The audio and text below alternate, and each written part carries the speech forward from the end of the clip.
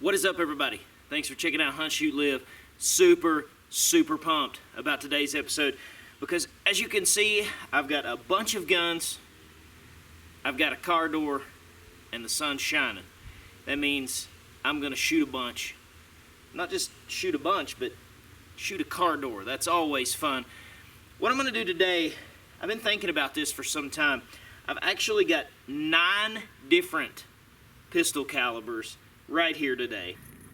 I've got the 22 long rifle, the 380 auto, 9mm, 38 super, 38 special, 357 Magnum, 40 cal, 45 auto, 44 mag. I've also got 9 different of my pistols, and I'm going to shoot this door. I've got, for every single one of these, I've got hollow points or jacketed hollow points. The only one that's actually a solid is the 22. I didn't want to shoot full metal jackets because I've got a couple other videos where I've shot doors with FMJs. Even the 22 passes through both sides. So I really just wanted to, so I know the 22 is going to pass through, but I just want to compare all these. I want to see how all of these calibers do from the same range with a round that we regularly carry in our guns. Hollow points, you know, that's what we're going to have. And let's see how those perform on a car door. Plain and simple. I'm going to try to line up the shots where I've got a metal panel on both sides. We'll shoot every one of them. Then we'll look and see what kind of damage it does. First up, 22 long rifle in the trusty old Colt Woodsman. And I'm less than 5 yards. I'm going to say I'm 3 steps away from the door.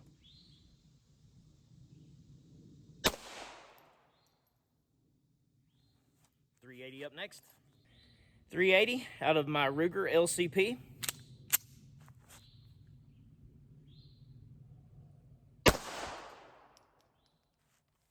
Up next, 9mm. 9mm out of my Glock 34.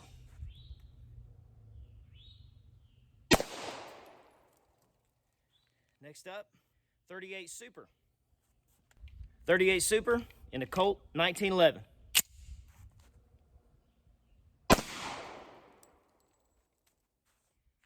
Next up, 38 Special. 38 Special in a Smith & Wesson Model 36.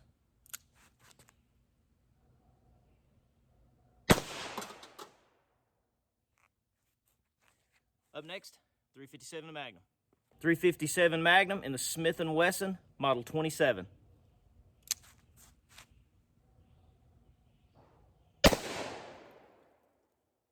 Next up, good old 40 cal. 40 Smith & Wesson out of my Taurus PT 101.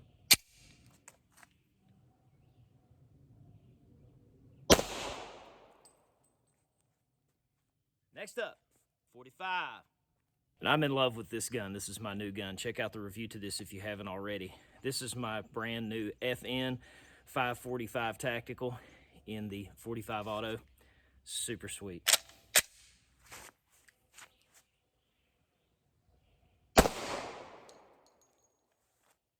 Last but not least, the 44 Magnum. This is the little monster, my Smith & Wesson 329 PD in the 44 Magnum. Let's see what happens. All right, let's check it out up close. So here, obviously, we've got all of our entries. Every single one of our 9 calibers did pass through this first layer. Right here, we've got 22, 380, 9mm, 38 Super, 38 Special, 357 Mag, our 40, our 45, and the 44 Magnum. Now, I did choose shot placement like that so I could be sure that I was getting metal on the other side also. So let's look at the other side now. And here's the back side. I really looked ahead of time and tried to make sure that it looked like the metal was the same thickness everywhere. It really does seem like it was the same thickness. 22 long rifle, passed all the way through. 380, nice pass through, good damage. 9mm, 38 Super, 38 Special, did not pass through. That is not a pass through on the 38 Special. 357 Magnum, 40, 45, look at that for perspective, that's huge, and then 44.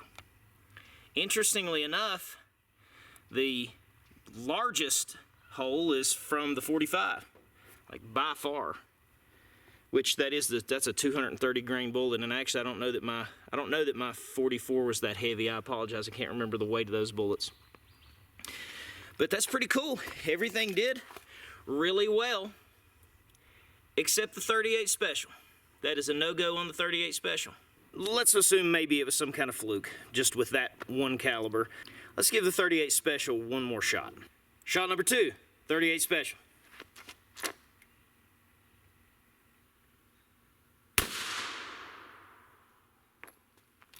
Holy crap. Well, that didn't even go through this side. Interesting. Well, all right.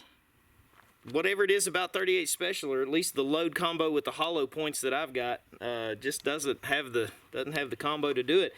But everything else is just blasting through, including the 22 long rifle. So don't try to hide behind your door, even if somebody's after you with the 22 long rifle. It's not going to work so well.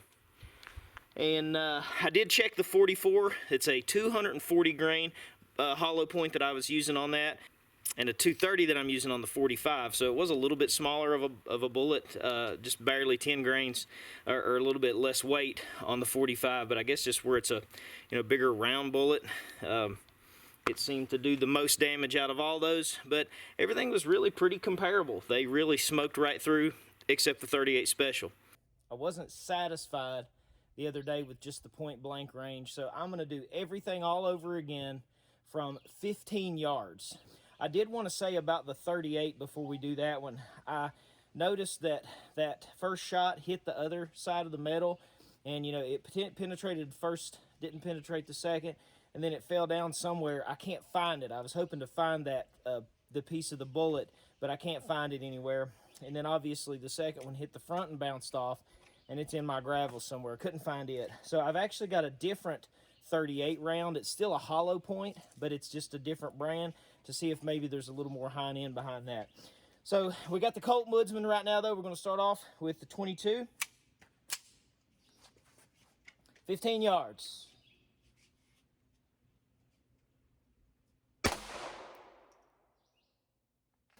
Up next, the 380. 15 yards.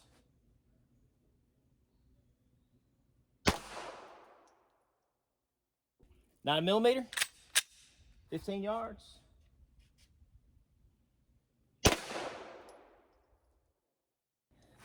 .38 Super.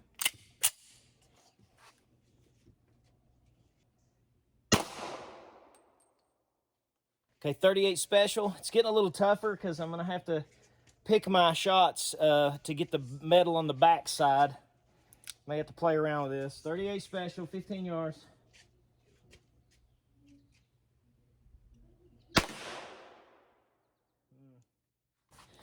.357, 15 yards.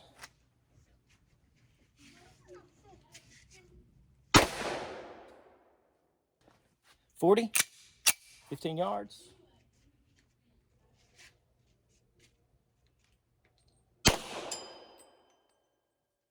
.45.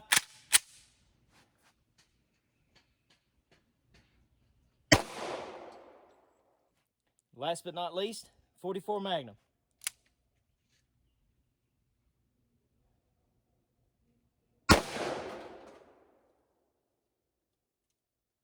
So here's our 22. We will look at the other side here in just a moment.